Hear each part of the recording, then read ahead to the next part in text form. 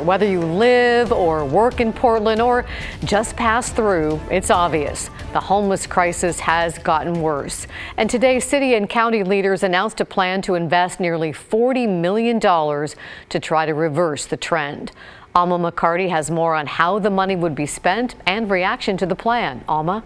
Well, more than $30 million will go to shelters and beds, plus more behavioral and public health services and outreach in high-impact areas. Old Town Chinatown was named specifically by leaders. Another $7 million plus will go to trash pickup and campsite cleanup.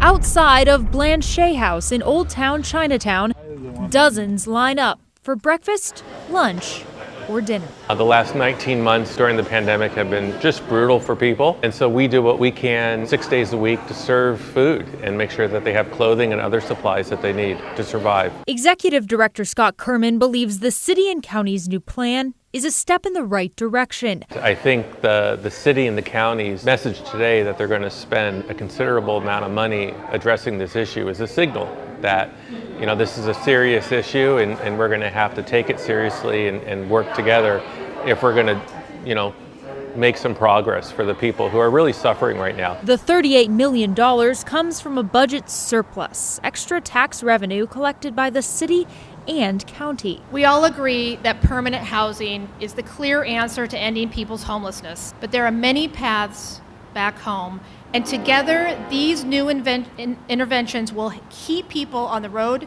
to homes of their own. The city and county will invest in several different types of programs, from beds and shelters to outreach and services on the streets. Kerman tells me that's something he's long advocated for: on-site peer and mental health support here and at other agencies in this area. It's a way to offer people connections and provide de-escalation. There's a lot of mental health and addiction crisis that we're experiencing.